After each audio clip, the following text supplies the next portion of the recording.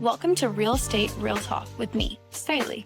I'm a realtor, coach, and founder of Forever Kamloops and Forever Kelowna Real Estate Groups and the creator of Elevation Real Estate, the realtor coaching platform. After nearly a decade in this industry, I've built a business that gives me more freedom, more income, and more time with the people I love. And now I'm here to help other realtors do the same. This podcast is for agents who want to build a thriving real estate business without burning out. We talk about scaling smart and building systems so you can buy back your life, because life shouldn't feel like all work and no play. And if you're a buyer or seller tuning in, consider this your backstage pass. You'll hear unfiltered conversations with top agents and industry pros, giving you the same insights we share behind closed doors. Knowledge is power, and the more you know, the better you can advocate for yourself and work with someone who truly has your back. Let's get real. Hey, welcome back to Real Estate Real Talk. Today I am with Cheryl Davie from Vancouver. And you said Vancouver proper, which I love so much because so many people, as we were saying, think that Vancouver is like the Lower Mainland as a whole. They don't realize that Vancouver specifically is a city within the Lower Mainland. Vancouver proper is where you're from. You are a team lead at Hill and Harbor Real Estate Group, and you said that you have 3 agents. It's yourself, your husband, and then another agent. That's great. Yeah, Allison McEntee and Peter Neckfall. I love that. How do you find working with your partner, like your husband? Is that... Yeah, it's honestly, it's something that we've been doing for the past 3 years. And when we started to transition, we got a lot of questions about that and how does it work? And I would never be able to do that sort of thing. That's the general sentiment from a lot of people about working full-time with a partner. But what I think is people naturally assume that because we work together that we spend all day together, which is actually not the case. So we each have our own separate clientele. We do our appointments separately. Most of the time he prefers to work from home, whereas I prefer to work from the office. We do actually talk often throughout the day because we have different things to discuss in terms of business, but we are as attached at the hip as I think most people assume that a husband-wife team are, if that makes sense. Yeah, no, it does. And I like that you have like your own autonomy within your business. Obviously, that gives you some space. I feel like if you spend every day, all day with anybody, like whether that's your parents, your kids, your spouse, like it's hard to not have any personal space. So I like that you guys are able to have kind of like your own space and preferences. Yeah. That being said, I used to work with my partner too, and we had a great time. It's nice to be able to be talking about work-related things that you're passionate about with your partner. Because if you don't have the same fire with similar interests, I feel like it's tough. So it's nice that you guys are aligned with your business and passion for work, to be honest. So. Yeah, it is nice to be able to bounce ideas off him. I would always do that in the past prior to working together. But now it's not just him passively listening. He's able to give me feedback. I ask him, what do you think I should do about this? And it goes back and forth. The one area where it is a little contentious is at the dinner table. I'm not going to lie. Sometimes our kids will say, can you guys stop talking about real estate? And so we do try to put a halt to it at the dinner table because otherwise it just permeates into all aspects of your life. And when we're eating dinner every night, we go around the table and we say what our favorite thing was, like a little bit of a gratitude type practice, but because the kids are a little bit younger, we just talk about our favorite things. And we make a concerted effort to not have our favorite thing be work related, because you can certainly notice that they don't appreciate those favorite things the same way that we do when we say, for example, we got a big listing or we just removed subjects on something. They don't have the same enthusiasm for it. I'll put it that way. Yeah, no kidding. Oh, that's cute though. I actually really like that practice, like the mindful practice of saying what you're excited for the day or like a win for the day. And a lot of times, I actually did this on my way to school with the kids today. I was asking what they were excited about. But then when they come home, a lot of times I say, tell me something good that happened today. And then tell me something that wasn't your favorite thing today. Because it builds a connection of being able to process the good and the bad. Because it's, a lot of ups and downs with kids in adult life as well. So it's nice to be able to connect all those pieces. Yeah, 100%. So you also had mentioned to me that you were a regional business manager for Boston Pizza International, and you managed 17 restaurants across Western Canada, which is absolutely wild. How do you feel like that background for you has helped you in real estate? Because now you've had your license for since Almost 2010. 16, coming up on 16 years. Yeah. Wow. Okay. So how do you think that, I feel like that's like a huge opportunity to have as like a background for managing your own business? Yeah. For one, I think it all comes down to people. Restaurant business, it's cutthroat. You have to be at the top of your game. The margins are tight. And so if you're not continuously providing the best service, then you're not going to be that establishment of choice. So I think in all aspects, it's people. And that's 100% true when it comes to real estate. You have to be excelling, providing the best type of service. It's not just about writing a contract. It's all about managing people's emotions on a much grander scale than just dropping some food off at a table. But I think for me, that service aspect is always there, and it's been paramount throughout both careers. And the other side of things is, as you mentioned, the business side, the management. So I would be their first point of contact if they needed help with their food costs or help with their cash flow. And so having that sort of financial side of background and looking at, again, like I said, cash flows, or when we're dealing with a client who's potentially purchasing to a strata complex for their first time, they don't understand how to read those financial statements, knowing money coming in, money going out. So being able to sit down with them and walk them through those financial statements and make them feel more comfortable, or potentially highlight some red flags and say, hey, like this maybe isn't going to be the best place for you to invest. And we wouldn't recommend that you buy this particular complex. And we think you should keep looking. So just having that previous experience to draw back on. And then also being able to, when we have new agents come on the team, I like to sit down and go through a financial statement session with them so that they also have that knowledge. So that has been really, for me, has been beneficial in terms of what I was doing previously. Yeah, I imagine that it's been super helpful for you. So just even background for me, when I first got into real estate, I got in my early 20s, and I didn't realize that what I was signing up for is essentially what I actually signed up for. And so when I jumped in, the real estate course was like 1,001 ways not to get sued, but it didn't teach you how to run a business. Totally. And so then I jumped in head on, sold 40 houses my first year, but I literally had nothing in my bank account.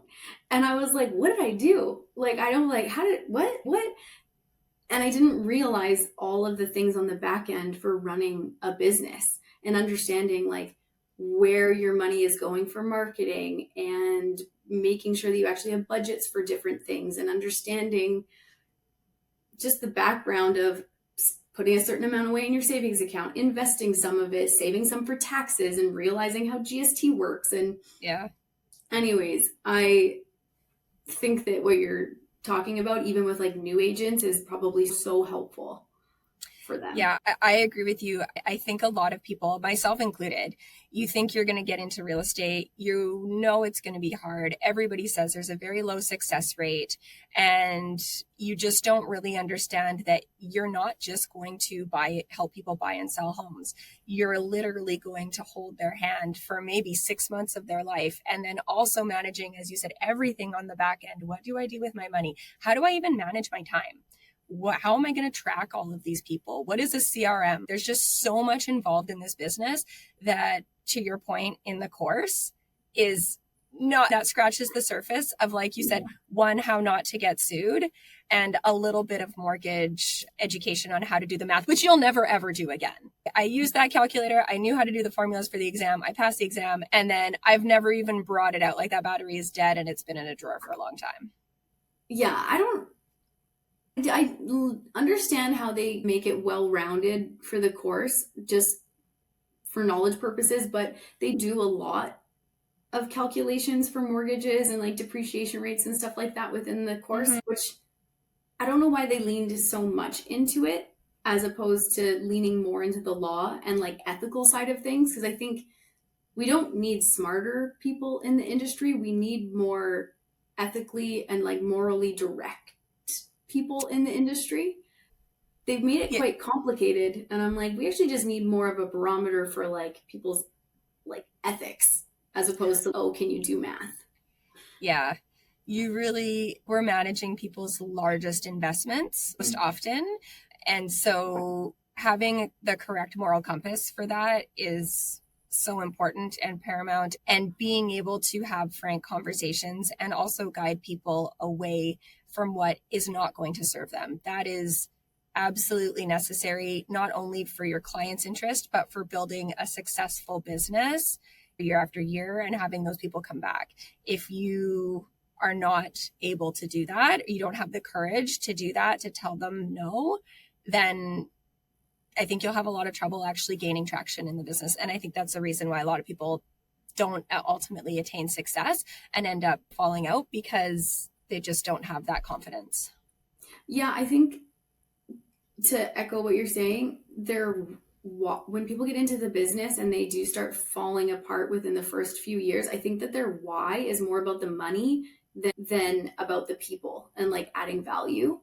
I mean, I understand there's a handful of reasons why I think people get into the business, and the top ones that I've seen, even for when we do our goal setting with my team, is that people are like, I really need the money and I want the time freedom and I want to be my own boss. So those are the three that they say. But then when you dig into like, why are these important to you? It usually unravels like a really deep need for something that's important to them. And if it is superficially about the money as opposed to something emotional that moves them, I do feel like that's usually why they end up falling off, is because it's like shiny object syndrome. It's forget it. There's not enough like deep rooted need for it in order for you to push through all the chaos and the hard things that come with it. There has to be passion. There absolutely has to be passion. From a very young age, all I ever wanted to do was real estate. My parents were both builders while they were together, as well as after they separated when I was young. And so I essentially grew up on their construction sites during the summer. I didn't go to summer camp. I was landscaping front yards, and I was helping paint rooms and clean windows. And that was how I earned my allowance. And so growing up, I naturally wanted to help people buy and sell real estate.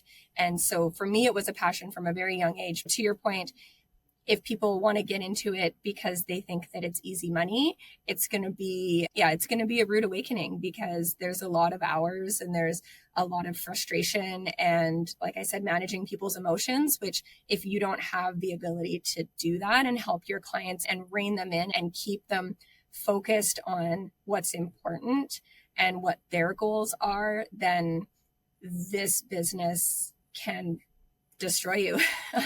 and there's tears sometimes too. Like it's a difficult thing to really get settled into. And yeah, if you don't have that passion and you just think that it's going to be an easy paycheck, then yeah, I think that's where a lot of people get stuck. Yeah, I totally agree. So then circling back to obviously adding value to our clients and building that referral network that you mentioned already, what would you say are some of the key things that you do in order to build like lifelong client relationships, as opposed to just like closing transactions and calling it a day? Yeah, for us, and it takes years to establish a lot of systems like this, but we focus really heavily on keeping in touch. And we do a couple of events each year. And one of them is we hold it here in the office, and we have Santa come in and we do a Christmas party, because personally speaking, when you have young kids and you're trying to get into the mall to see Santa, you're trying to make that appointment and make it all work, and everyone's crying and no one's happy with their outfits. And to be able to do that in a less stressful environment for parents was something that we really wanted to try, and it's been a success. So that's one of the events that we do. We also do a comedy event, which, to be honest, works great for us because we aren't the focal point. And so we have we purchase a number of tickets at a local comedy event night, and yeah, everybody that can make it comes out. So that's really great. That's one of the things we do. The other thing that we have put into place in the last 4 or 5 years, which is widely talked about in the industry, and I think relatively unpopular among agents themselves, is doing pop buys. And so when you first are brought into the industry and these are mentioned and everyone thinks, okay, yeah, great, I'm going to drive around to each of my clients' houses every year and give them something, wasn't top of my list either. But eventually we started to do them in the fall. And now this will be, I think, our 5th or 6th year. And we just make it cute. Pumpkin candles, soy candles. They've got a bit of a fall scent to them. And we put a little sticker on a bag that says autumn spice and real estate advice. And so we slip in a quick little CMA so they get like a rough idea of what their home is worth. And we have a little mulling spice bag in there too with some instructions that directs them to our website so they can see our active listings. And I think for me, that is probably one of the things over the last couple of years that has really made an impact in the business, in the repeat and the referral. Because when I stop in at these people's places, if I have an opportunity to see them, sometimes we just hang it on their doorknob. Some of the comments that I get are, oh, hey, we're thinking of renovating and we want your opinion on what would be the value add of doing the bathroom versus doing the kitchen, for example, or should we change our countertops? Or my mom is thinking of selling, or we've been toying with the idea of getting an investment property. And so these are the comments that are happening because I'm face to face with people, as opposed to just being in the back of their mind. And we don't get to connect with everybody every year, but I think I can probably attribute to why we have been relatively busy this year, whereas I know, generally speaking, the market has not been. And I think it's that connection, that keeping in touch, and just being top of mind for them whenever they think about real estate, because they're getting a birthday card from us, they're getting an anniversary card from us, and then they're actually getting something physical, like we're going out there and we're touching base with them. And I think that just makes the difference when people think, what am I going to do this year in real estate? That we're just naturally their realtors for life because we do those sorts of things. I love the client appreciation events because I feel like it's fun for everyone, including you guys. When you start planning and running it, it can be a lot of work, but at the same time, it's fun for everyone, right? So when you have an event and you're actually all going out and you're having fun and everyone's just like feeding off of each other energy wise, I'm like, yeah, I think it like really doubles down on just people feeling valued, and people make decisions with their emotions. So when you can move somebody through the events that you're talking about and making them feel valued, it seems like a no-brainer to me that people would come back to you guys. And you're making me wonder, did you ever take the Buffini course?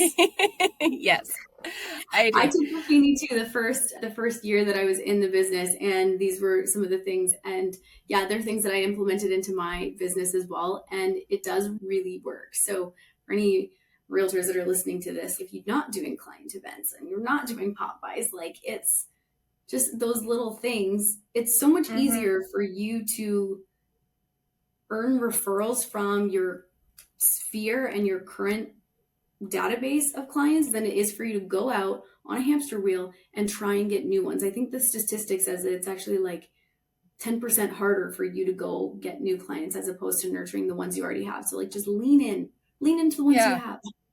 If you meet somebody at an open house and they're just new to their search, to convert them, if you've got good experience behind you and you can speak well and you have those other referral networks to work with, the mortgage broker, the banker, things like those kinds of people to introduce these people to, you can move them along and you can eventually close them. However, getting a referral is a totally different experience.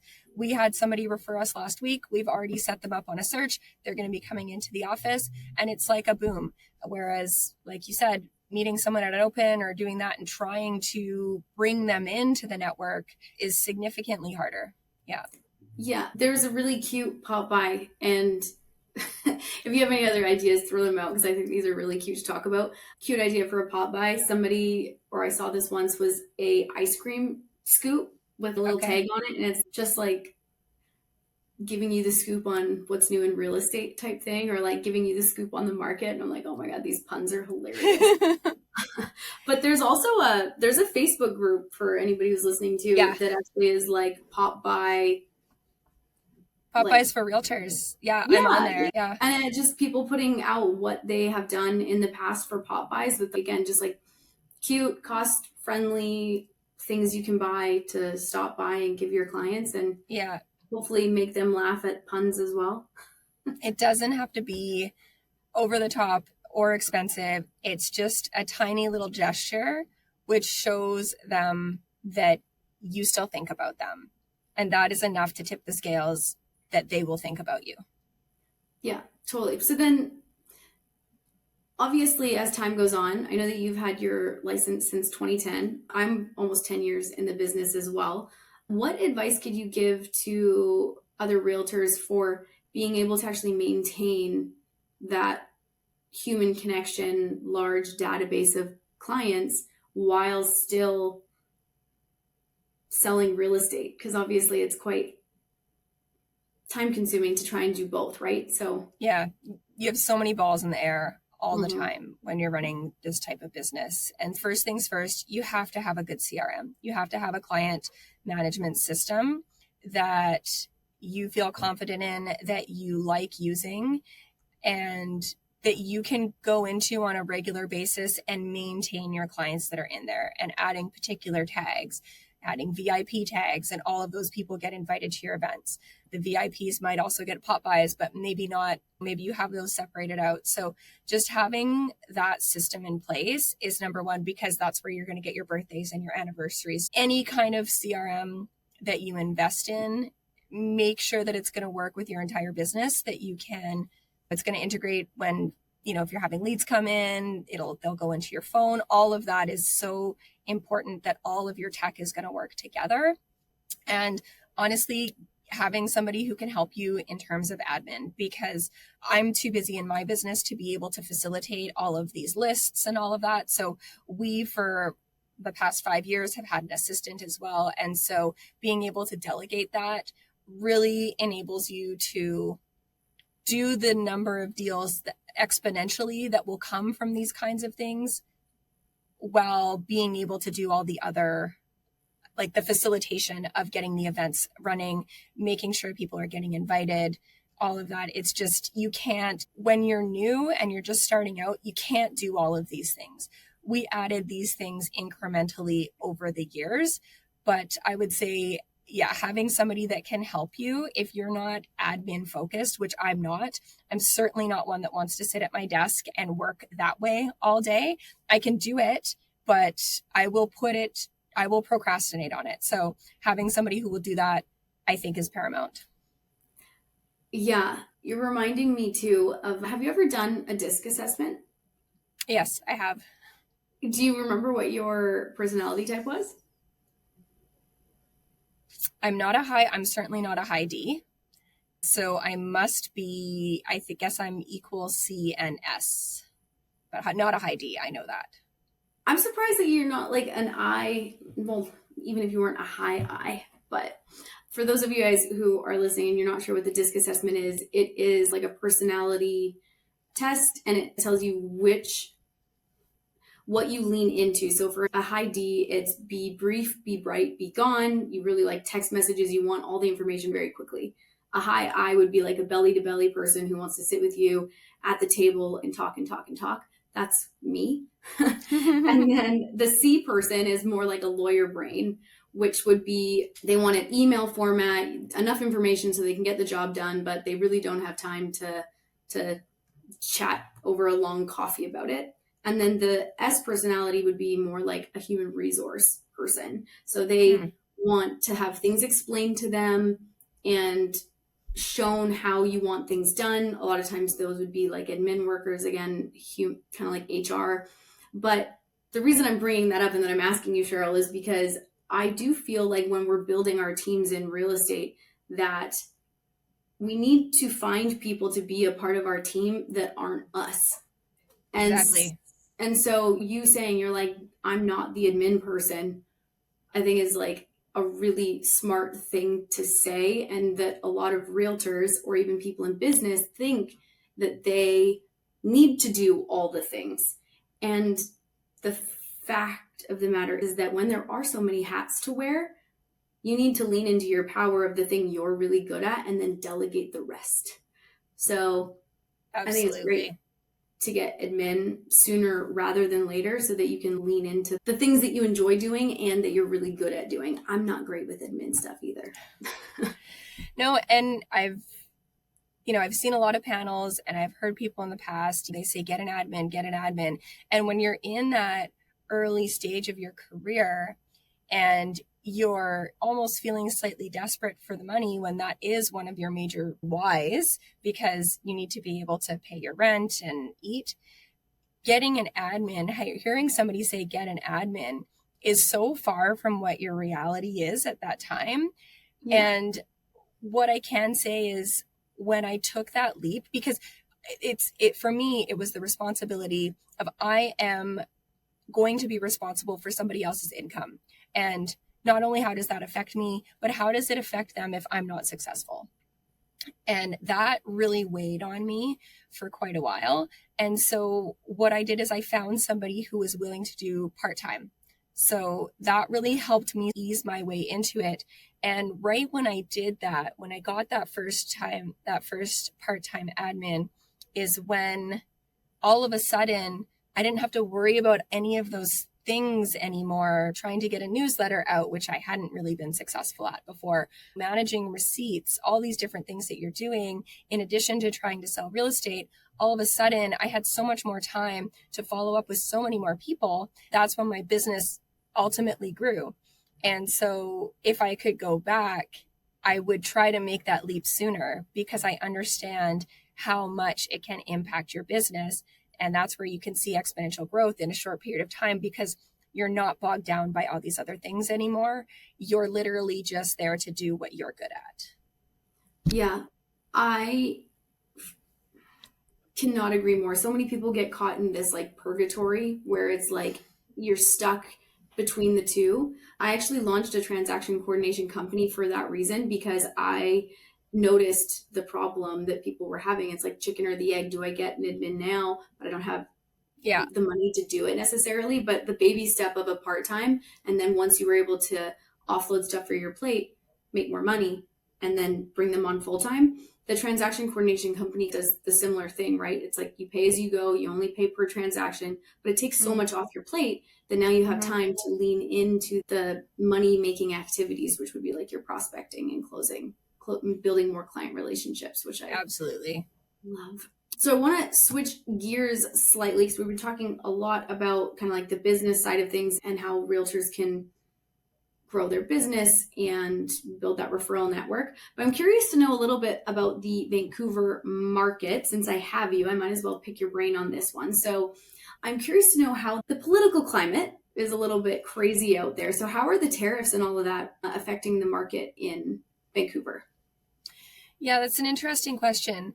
I think the best way for me to answer that is to really speak to how the environment was this time last year.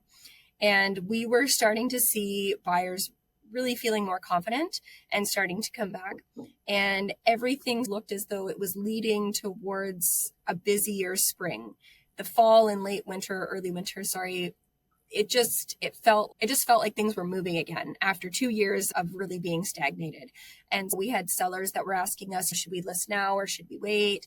And we said, based on one, seasonality, it's always busier in the spring, but also the way the market is trending, you might be in a better position if you were to wait. So we waited, but really January 20th came, and right before it, a lot of talk about these tariffs. It was going to be tariffs on everything across the board. And so once these dates started to come to fruition, it literally just seemed like the market stalled. And it was an overall reaction of buyers just wondering, am I going to have a job? And I don't think that was it's not just real estate. It was like the country as a whole was just wondering, how is this going to affect us? And businesses across the board started to pull back investment, even in their own products and in their own plans. And we saw that very same thing happen here in the Vancouver real estate market, where all of a sudden properties that should go up and should sell were just sitting. And so I would attribute it to a large part of the reason as to why the 2025 real estate market in Vancouver has not been as robust as everybody had predicted. Yeah, it definitely caused a lot of uncertainty for a lot of people. And I remember having a ton of conversations with our buyers that if they were to do the opposite of what everybody else is doing, they're going to have more of a negotiation pull and strategy leverage than other people because they're doing the opposite. So that's definitely the conversation that I've been having with people. It's interesting to see how the conversations that are happening in like the political climate are stopping the market and stopping houses from selling, when in reality, if people just continued moving along, then the market wouldn't have dipped as much as it did. Correct. But human behavior, can't control it. There's like the masses are doing what they're going to do regardless of what we say. But I do understand the uncertainty and all the chaos that's happening. I actually had to take a pause from listening to all of the politics because I was like, this is not good for my mental health. So yeah, it's been an interesting year. We'll say that. Yeah, no kidding. Now that I feel like things are settling in, we've had a bit of a burst in the fall market. Are you guys seeing that in Vancouver? We've seen it. I would say it's almost a tale of two markets at the moment, where we've been fortunate in all the listings that we've been putting up. We're seeing, again, quite a bit of activity. We've had multiple offers on probably 50% of the listings we've been putting up, and they're selling either before the opens or the first week after. So there's that side of things. But then I also know that there's a lot of inventory out there. We're sitting at, I think, record high inventories over the last few years, 17,000 listings sitting on the market. And so the other side of the coin is that a lot of the product is still sitting. And I think that speaks to the fact that buyers are still somewhat hesitant to come back, even though the sellers are there and they're ready. Yeah, no kidding.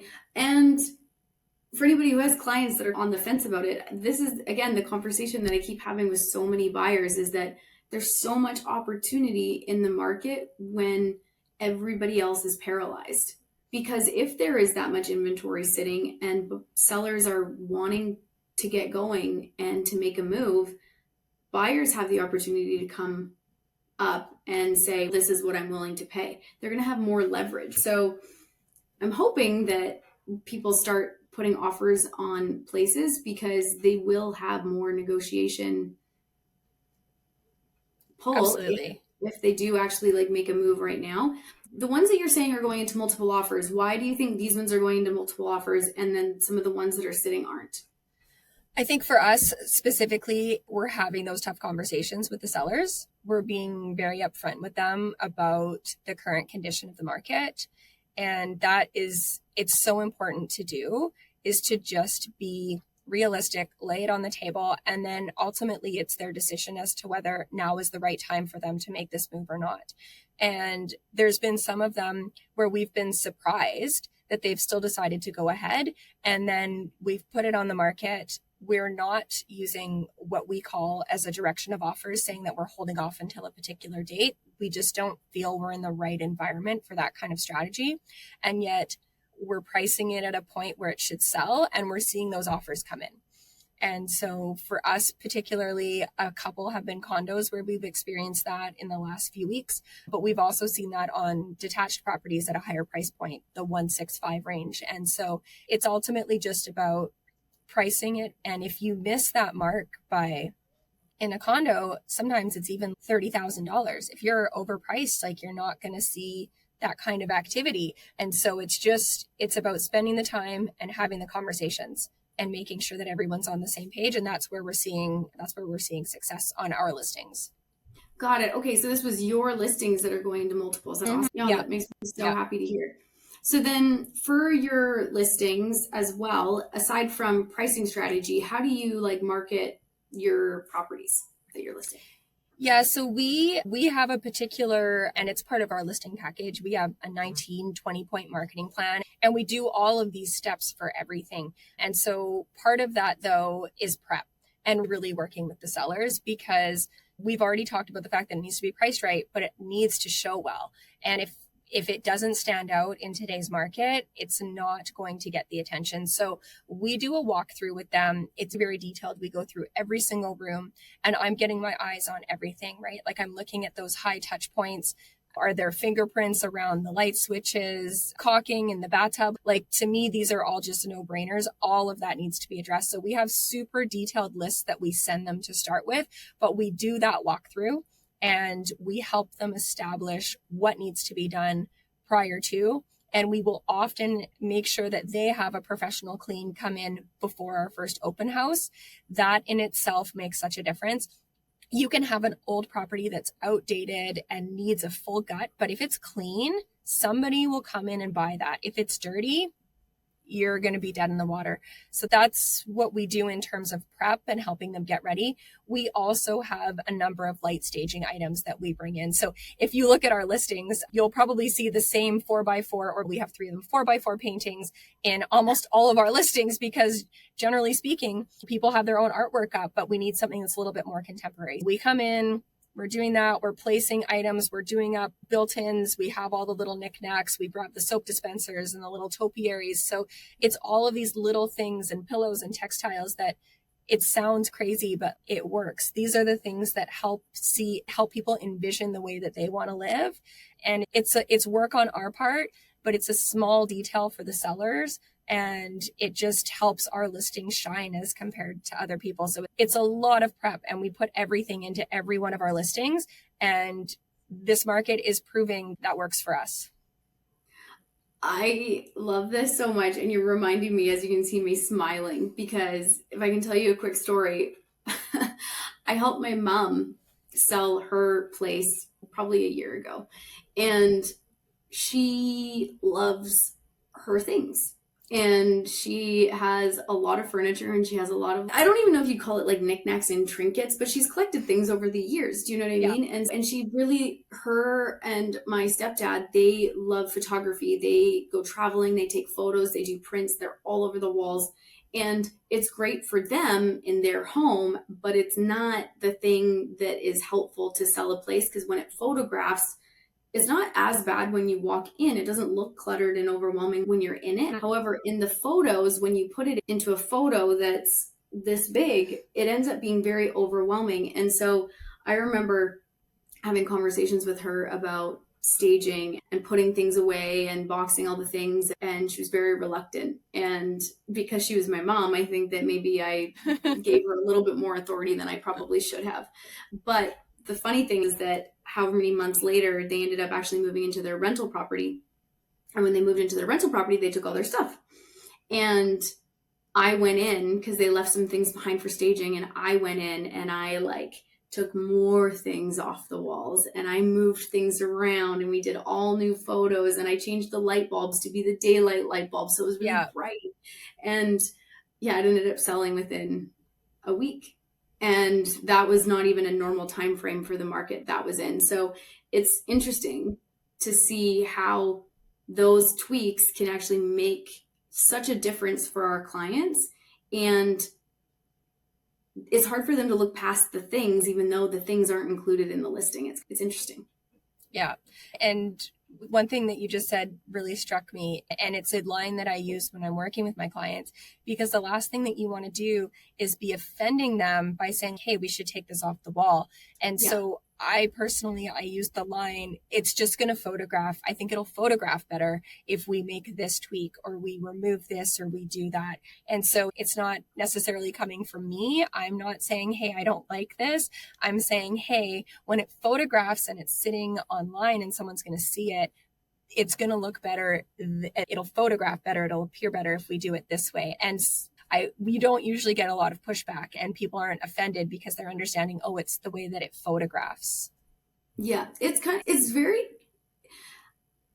I need to find out the actual reason that this happens, but it does look very different when you go from being in person to in a photograph. Because even so, people want to leave their towels and stuff like that out in the bathroom on the towel rack, but the towels on the towel rack in photos look terrible. And I'm like, I don't understand why they look so bad in photos, but when you walk in person, it doesn't. And I I don't know. There's got to be a reason behind it. I'm going to have to ask some of my marketing friends or like photographers to be like, why is this? But anyways, tell me about your guys' buyer's process. Is it Very different being in the Lower Mainland? I know that you guys do a lot of open houses and stuff like that. So Yeah, for us, our particular process always starts off with a buyer's guide meeting. We won't take anybody out unless we've sat down with them and gone through a full review of the contract, given them our list of trades and professionals, and really talked about timelines and given them some information about grants and rebates. So that's our baseline. And if someone isn't willing to come in and talk to us about that, it means they're not ready. And when we have potentially skipped that step, once you get into a property, they start asking you about when do I need a lawyer or what's a financing clause or there's all those sorts of things. And so for us, that's how it starts. And we also want to make sure they're pre-approved. Nobody on our team has time to take any buyer out who isn't pre-approved. So that's how things work from our standpoint. And then in terms of the market and moving a buyer through the process, it's buyer dependent. It's based on how motivated they are, what their timeline is. And open houses are great, but a lot of times we can't get into them or not everything is open. So, we're setting up buyers tours, we're taking them through. And of course, so much comes down to whether we've been in the building before, whether we've read through the strata documents that are available, whether we know about maintenance. And so from that perspective, a lot of times they'll give us a list and I'll just say, yeah, this one's a no, this one's a no, this one's a no. We're not even going to go there. You've probably heard the term leaky condo from Vancouver. I don't know if you guys ever had a problem with that in your particular area. when you say leaky condo, I'm assuming is the building envelope leaking? Correct. Yeah. It is. Okay. Yeah. Wow. Ugh. No, Yeah. Not really. Honestly, it's really dry here. Yeah. It's a different climate. Yeah. Yeah. So we don't have to worry as much about that, which is great. But then a lot of times if there is anything, it goes unnoticed for a long time because again, we don't get a whole lot of rain. But anyways, continue on. Yeah, so for us, that's one of the major considerations is building envelope, because for a buyer, if you're in a one bedroom, for example, and it's all based on your square footage, but if you're in a building that's going to need a new envelope coming up, that's probably, I'm going to say on the conservative side of things, about a $50,000 levy, because they're going to want to do windows and doors at the same time. And so for us, that's a huge consideration. And so if buildings if they haven't gone through an envelope remediation process of having a rain screen exterior built into it, we blacklist those buildings. So you can come to me with your list of favorites and I'll probably knock 2 or 3 off and just say, yeah, those are hard no's. And we sometimes get pushback, but I have this really great article that was drafted in the mid-90s when this problem was just starting to come to light. And I send it off to them and it talks about mold and it talks about moisture. And they usually come back to me right away and say, yeah, no, you're right. We don't want to see any of those. So that's definitely part of the process, is qualifying the client, educating them on what's going to be a good investment versus what's not going to be a good investment. Yeah. And something that I've noticed a lot too, and I feel like you'll probably have this happening in the Lower Mainland as well, not just even with the quote unquote like leaky condo stuff that's happening, because inflation has gone so crazy over the last couple of years. There is actually a number of articles right now as well that are talking about how underfunded a lot of the contingencies and savings accounts are for stratas, because what they had estimated they're going to need in their savings account in 2021 when they did their last depreciation report is significantly less than what is actually going to cost for them to do certain items in the next handful of years. And so there was actually a building that I had looked over their strata documents the other day, and it said that price per square foot for the replacement of a torched on roof was $10 per square foot, and that it was coming up in the next 6 years. And then they had to up their strata fee in order to accommodate that. But I ended up calling the company that did the depreciation report, and he said that he actually just recently saw that the price per square foot for torched on roofs is now $25 a square foot. So now Yeah. they're going to not just need $66,000 in 6 years, they're going to need the 150 something thousand dollars. And so they're like 2.5 times underfunded now. And I'm like, oh, that's not. Yeah. Yeah. I haven't seen anything that's so relatable with numbers, but I do agree with you that if a building hasn't renewed their depreciation report in the last few years, the numbers that are in any previous reporting is going to be dramatically underfunded.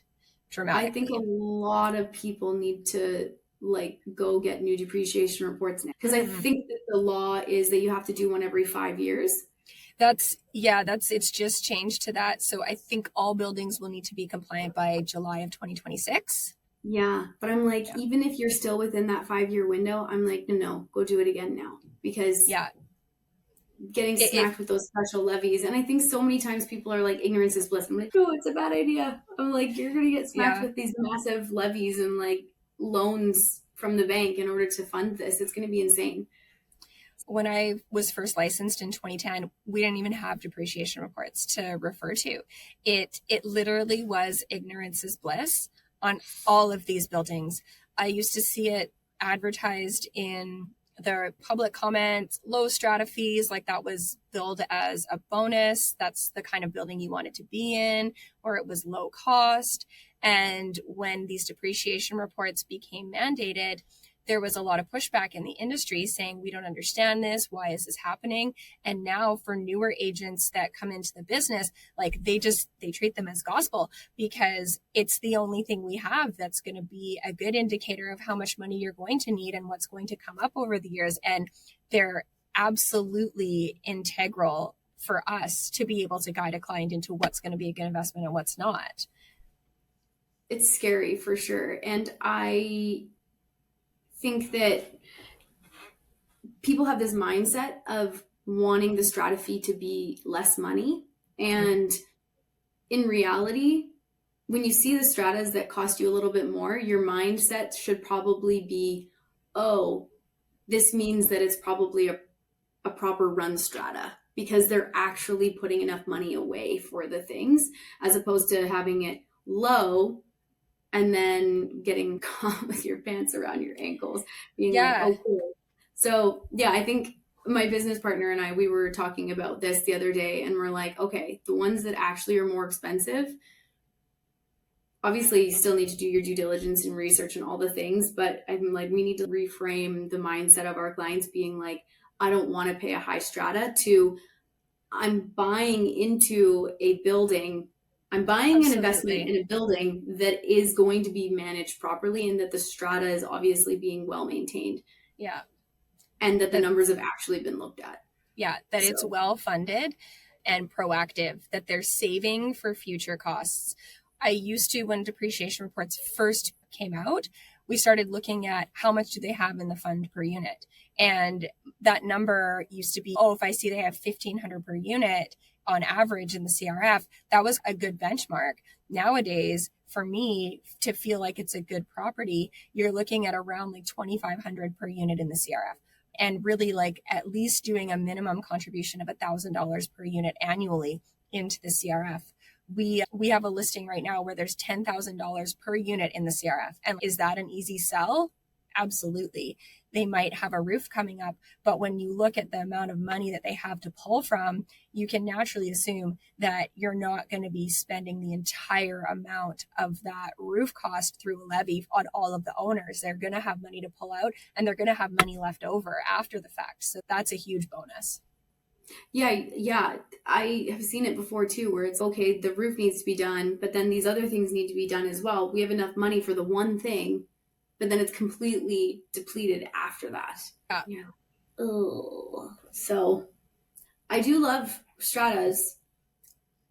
However, there are a number of them that are not being run properly. And I'm glad that there are some new rules that are coming into play for them, because I do really believe that real estate is a great investment for people. But if your eggs are all in this basket of a strata property that's not being maintained by a group of other people that have their hands in it as well, it's a scary place to be. So I'm glad that the rules are definitely coming in. And that's actually one of the reasons why sometimes when I have clients who own a unit in one building and they say, hey, this other unit came up in the building and we're thinking maybe we should buy it as an investment because they're thinking the devil. I always say, just keep in mind that when something comes up, you're going to be paying for it twice at the same time.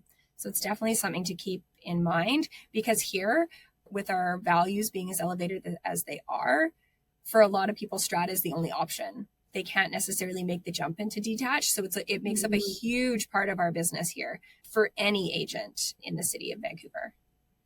Yeah, no kidding. Yeah, I knew that, but I didn't think about it now that you're saying it. And the amount of strata documents that you probably end up reading on a monthly basis is pretty wild. It's pretty wild. Versed in how to look over those depreciation reports and like all the different complexes and all that kind of stuff. Yeah. I like it. We are coming up at our hour. So is there anything that we missed chatting about that you are like, I really need to make a plug at this before I tell people where to find you? One thing that we're really starting to shift towards in our business is helping current owners of detached properties in Vancouver sort of shift into unlocking the potential equity that they have. A couple of years ago, the city of Vancouver made some changes and they've introduced multiplexing.